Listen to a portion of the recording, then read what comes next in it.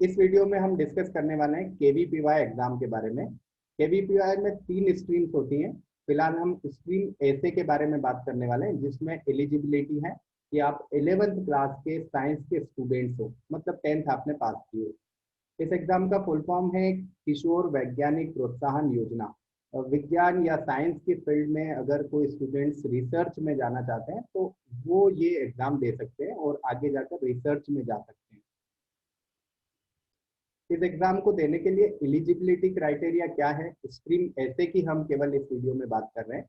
जो students 11th class में science subject में एनरोल्ड हुए हैं, कौन से ईयर में, 2020 या 21, मतलब जो अभी करंट में चल रहा है, और मिनिमम 75% मार्क्स या 65% अगर वो SC ST या PWD में आते हैं।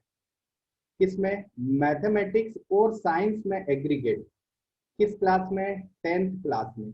10th क्लास में अगर साइंस और मैथ्स में 75% एग्रीगेट मार्क्स या 65% SC ST और PWD में अगर आते हैं आप, तो अगर आपने इतने परसेंटेज गेन किए हैं तो आप एलिजिबल हैं इस एग्जाम को देने के लिए।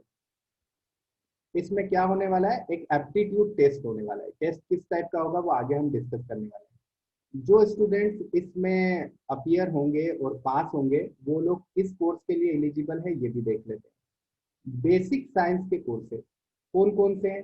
BSc BS, BSc स्टैटिक्स और BSc in mathematics, integrated MSc, integrated MS, ये सारे कोर्सेज के लिए ये स्टूडेंट्स एलिजिबल होंगे अगर ये इस एग्जाम को क्वालिफाई करते हैं। लेकिन साथ साथ क्या क्राइटेरिया दिया है, उन्हें 2022 और 23 में 60% मिनिमम मार्क्स के साथ में, या फिर अगर SC ST में आते हैं तो 50% मार्क्स के साथ में 12th बोर्ड पास करना होगी। ठीक है, इस बात को समझे आप। अगर आपने 12th बोर्ड 60% जनरल कैटेगरी में या फिर 50% SC ST और PWD में 2020-23 में पास किया है तो आप इन कोर्सेज में बाद में जा सकते हैं। मतलब अभी आपने एग्जाम क्वालिफाई तो कर लिया है, लेकिन अगर 12th में आपके ये क्राइटेरिया आप फुलफिल नहीं करते हैं तो भी आप यहाँ से डिस्क्वालीफाई हो जाते हैं। ठीक है, कुछ इंपॉर्टेंट डेट्स हैं जो रिलीज हुई है अभी फिलहाल ही में। ऑनलाइन एप्लीकेशन पोर्टल ओपन हो चुका है 6 सितंबर से, मतलब आप अप्लाई कर सकते हैं इस एग्जाम के लिए। क्लोजिंग डेट जो है एप्लीकेशन की वो 5 अक्टूबर है। 5 अक्टूबर से पहले पहले आपको इस एग्जाम के लिए अप्लाई करना होगा। एडमिट कार्ड डाउनलोड करने के लिए भी आपके पास डेट दी हुई है, 2nd वीक ऑफ जनवरी। और एग्जाम की डेट सबसे इम्पोर्टेंट, जो कि 31 जनवरी 2021 है।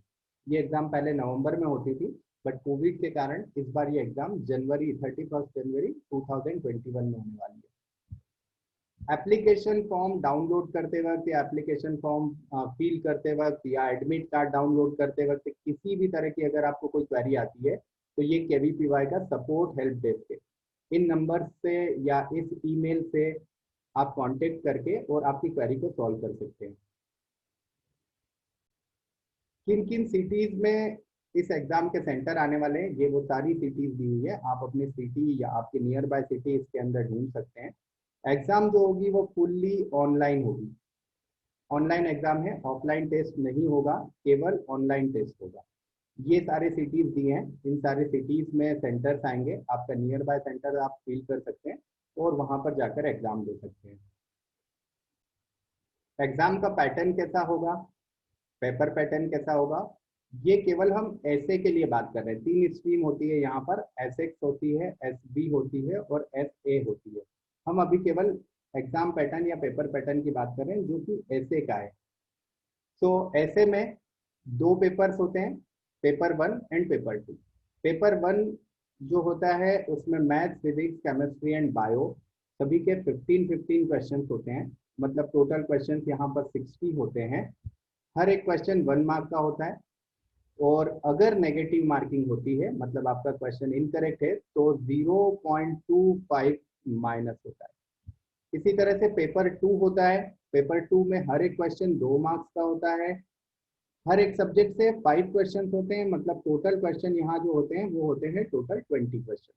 ठीक है, और यहाँ भी 25% की माइनस मार्किंग, मतलब 0.5 मार्क्स आपके नेगेटिव होते हैं इनकरेक्ट आंसर के लिए। क्वेश्चन का लेवल कैसा होता है, इसके लिए बहुत सारे वीडियोस आपको यूट्यूब पे मिल जाएंगे, लेकिन अगर आप फिर भी थोड़ा सा बेसिक जानना चाहते हैं तो क्वेश्चन का लेवल 9th 10th और कुछ पार्ट आप 11th का जोड़ सकते हैं। 9th 10th और 11th का बेसिक पार्ट जो होता है यहाँ से क्वेश्चन बनते हैं।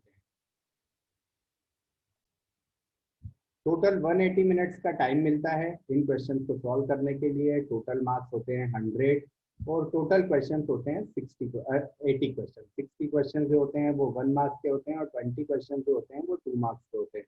इस तरह से टोटल आपके 100 मार्क्स यहाँ बनते हैं। 180 मिनट्स मतलब 3 आवर्स मिलते हैं। एग्जाम पैटर्न फुल्ली ऑनलाइन होगा, मतलब सीबीटी कंप्यूटर बेस्ड एग्जाम होगा आपका। सिलेक्शन प्रोसीजर के बारे में जान लेते हैं।